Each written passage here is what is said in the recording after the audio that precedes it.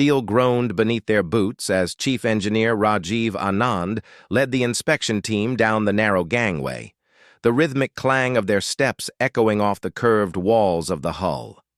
Deep inside the world's largest container ship, the Leviathan Sea, there was no daylight, no breeze, only the hum of machines and the quiet throb of tension.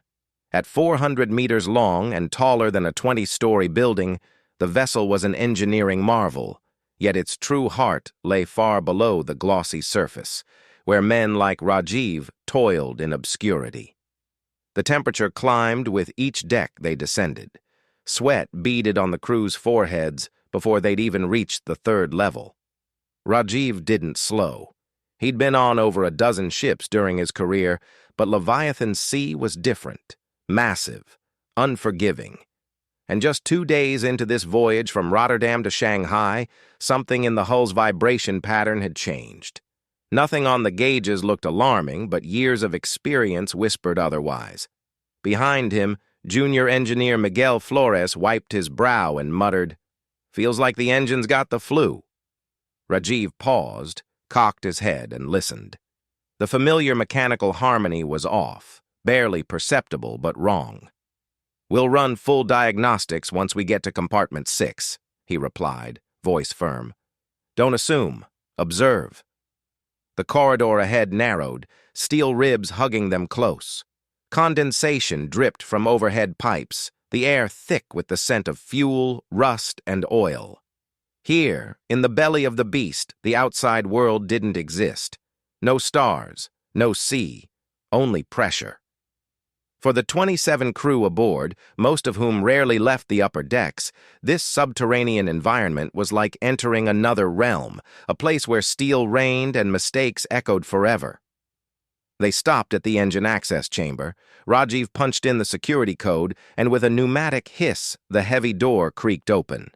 Inside, the sound intensified. Diesel turbines churned like titanic hearts, each pulse vibrating through the floor and walls. Giant pistons moved with terrifying power, barely contained by thick metal casings. Miguel stared at one of the turbine mounts. Was that crack there yesterday? Rajiv stepped in close, kneeling beside the housing. He traced a gloved finger along a faint fracture line just above the weld. His stomach tightened.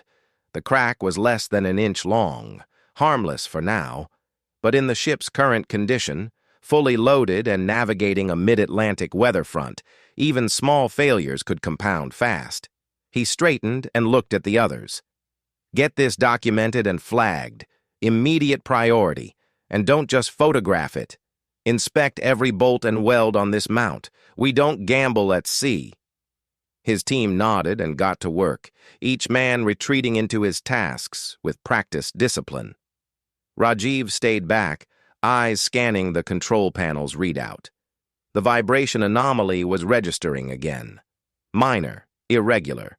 A spike every 37 seconds. Not enough to trigger alarms, but enough to make his skin crawl. Above them, containers the size of small houses were stacked like Lego bricks, forming rows that stretched beyond the horizon.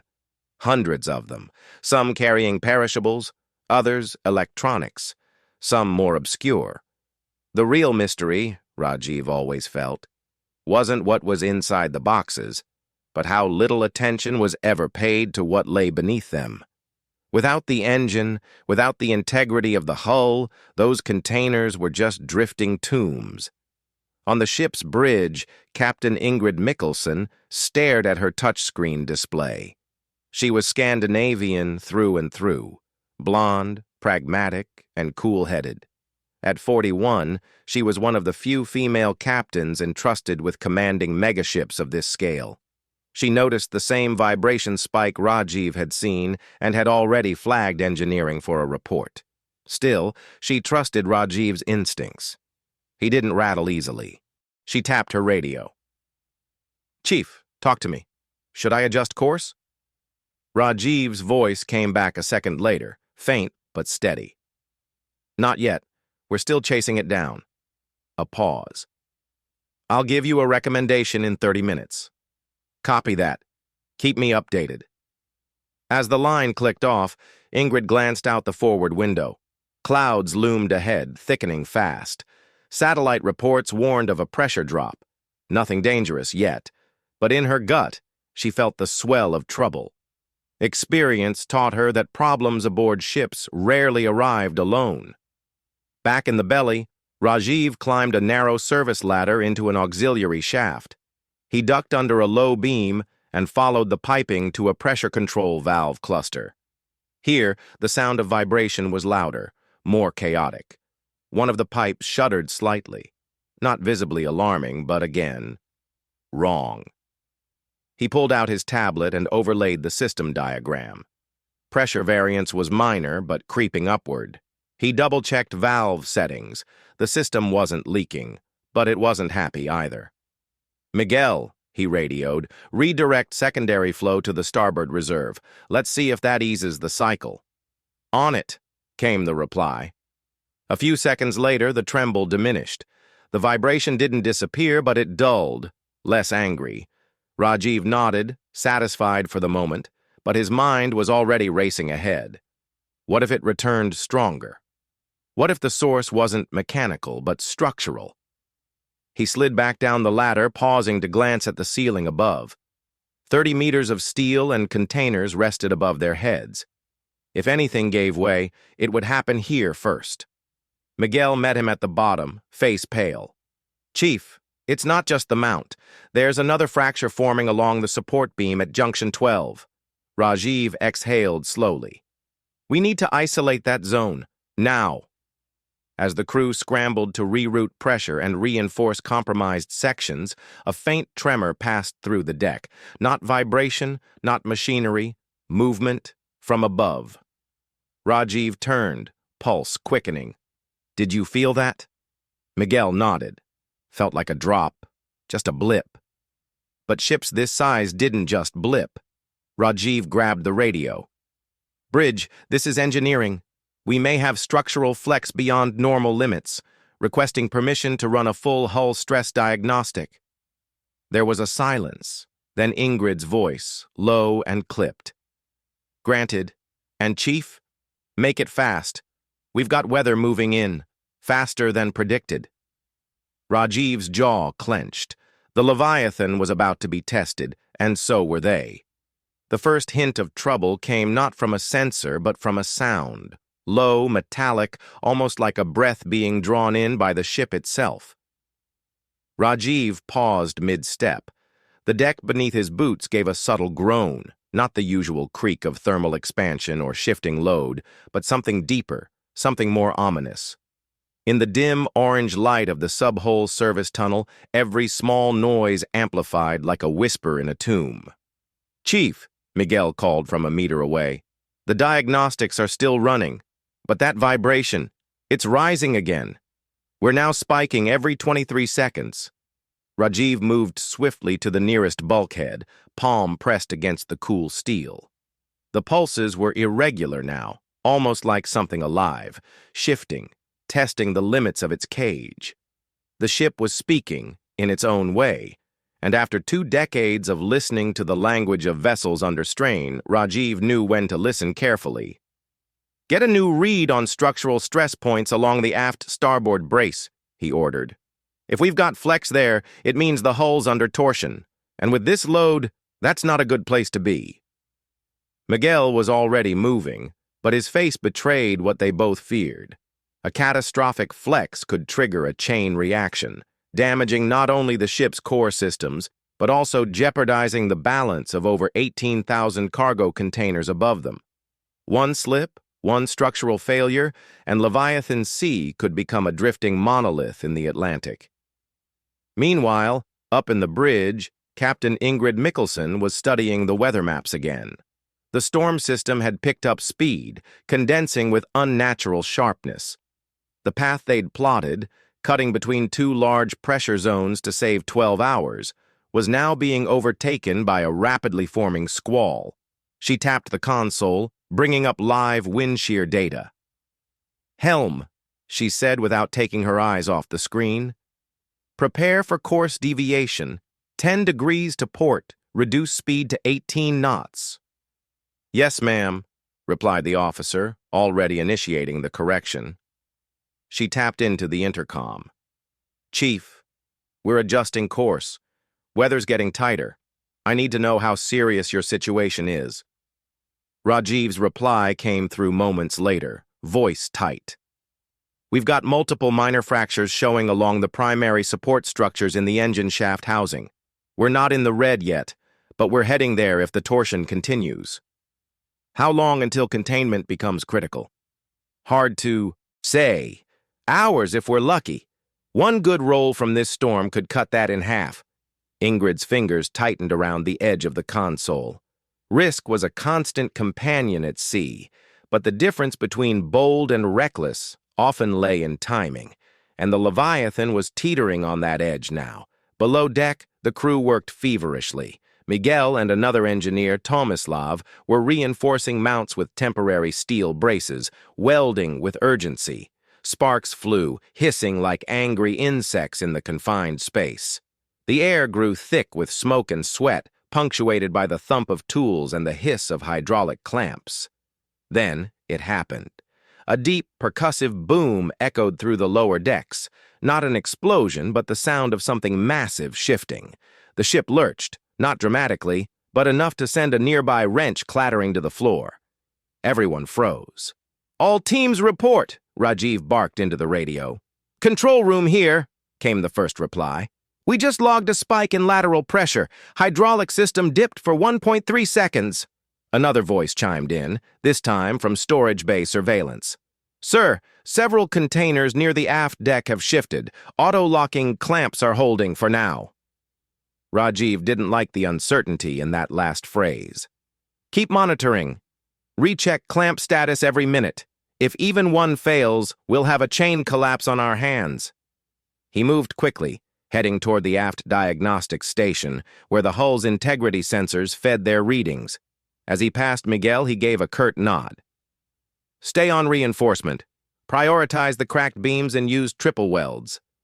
Miguel gave a half smile, sweat dripping from his chin. This rig wasn't built for ballet, huh? Let's just make sure it survives the dance, Rajiv muttered, continuing on. Inside the diagnostics room, the readings were blinking amber. Stress distribution across the ship's length was uneven, building dangerously at the stern. It was like trying to hold a steel bridge together with duct tape during an earthquake. The ship was too big, too heavy, and now caught in the outer edge of a growing storm. The seas would only get worse from here. Then came a call from the galley deck, a level Rajiv hadn't expected to hear from. Engineering. This is Deck 4. We've got a leak in the service line near the mess hall. Smells like diesel. Rajiv swore under his breath. A leak now meant two things. One, a breach in a fuel line, likely caused by the torsion stress. Two, the danger of fire spreading through the lower decks, especially in a confined steel environment like this one. He hit the emergency override and rerouted fuel away from that sector, killing pressure in the line. Get a fire team down there immediately, he ordered. No sparks, no open flames. That's priority now.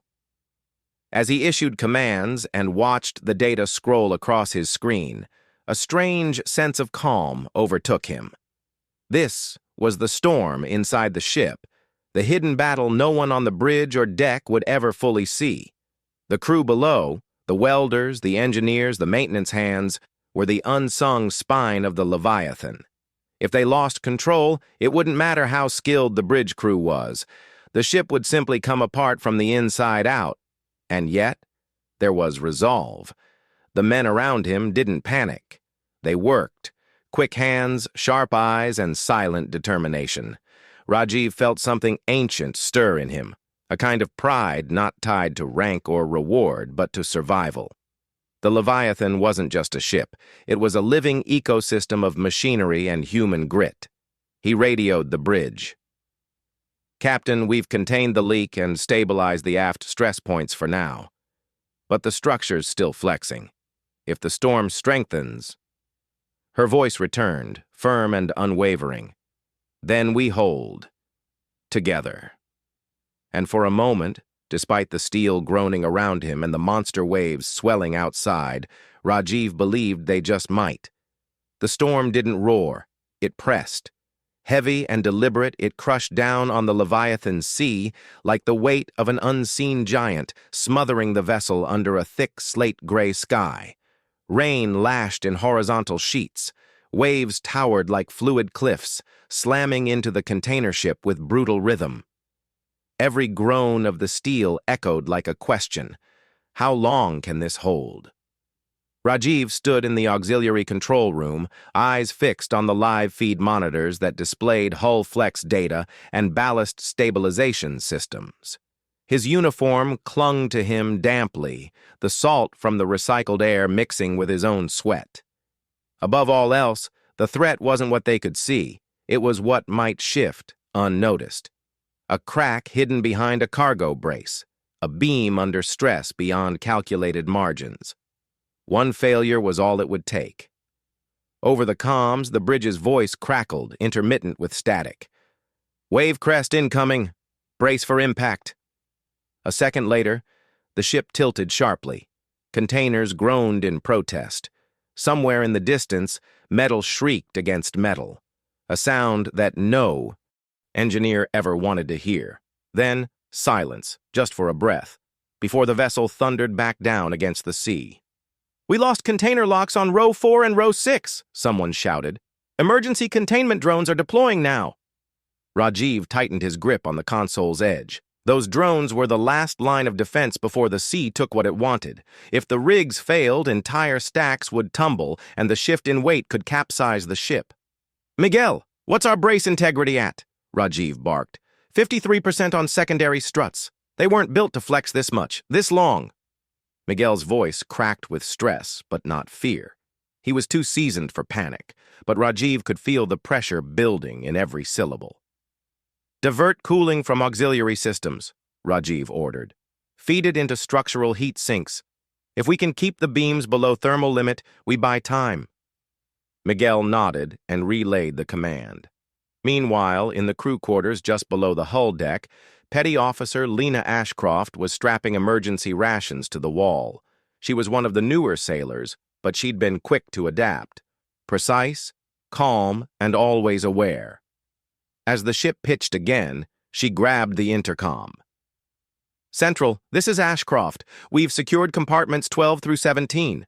No injuries, but morale's dropping fast. People are asking, how much longer can we hold?"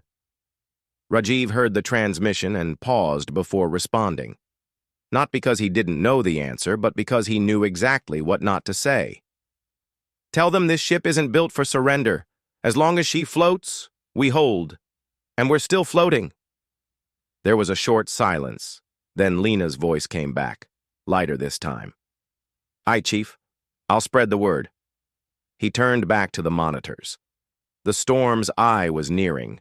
The system had intensified again, more than the forecast suggested. Waves were now clocking in at 22 meters, just short of rogue thresholds. "Captain," he said into the main line, "we need to consider emergency ballast realignment. The storm's pushing us into a tilt curve. If we breach a 20-degree lean—" "I know," Ingrid replied from the bridge. "Already working on it, sending counter orders to port side tanks now. But the AI's stabilizer is lagging. It's overwhelmed." "I can run manual override," Rajiv said without hesitation. "You'll be flying blind in a storm. Not even the autopilot trusts itself right now." "I don't need it to trust itself. I need the ship to trust me." A pause. Then, "Proceed." Rajiv moved fast. The old control console wasn't meant for this kind of override, but he'd modified it himself months ago, predicting the very scenario they now faced. He input the ballast shift manually, drawing on the ship's hidden strength, its compartments of engineered countermass, its deep, heavy hull. Slowly, almost imperceptibly, the ship began to respond. The pitch eased, the roll stabilized. Not calm, but controlled chaos. And in a storm like this, that was the best they could hope for. From the bridge, Ingrid watched her instruments recalibrate. You just saved us 20 degrees of roll, Chief. That's the difference between a close call and a rescue mission. Let's not schedule one of those just yet, Rajiv replied. The worst of the storm lasted another hour, but the Leviathan held. Welds screamed, metal bent, but no core fractures formed. The ship didn't just survive, it endured. When morning broke, it came not as light, but as a slight easing of the pressure. The wind dropped a note in pitch. The waves, though still angry, were tired now, spent, and the horizon, jagged with mist, glowed faintly as the sun made a timid return. On the deck, crew members emerged one by one, blinking into the gray dawn. Lena stood by the starboard rail, watching the ocean like it might still strike. Miguel walked past her, covered in soot and oil, and gave a tired thumbs up. Ingrid stood silently on the bridge, arms crossed, letting the silence speak. Around her, the crew looked not for orders, but for confirmation that what they had been through was real, and that they had prevailed. Down below, Rajiv shut off the final manual override. The ballast was stable. The ship, though battered, was intact. He exhaled slowly and allowed himself a rare smile. The Leviathan sea had faced the storm and didn't break. Not every victory needs a banner or anthem. Sometimes it's just the quiet hum of engines still running, steel that still holds, and a crew that walks away not because they were untouched, but because they stood, together, against the impossible.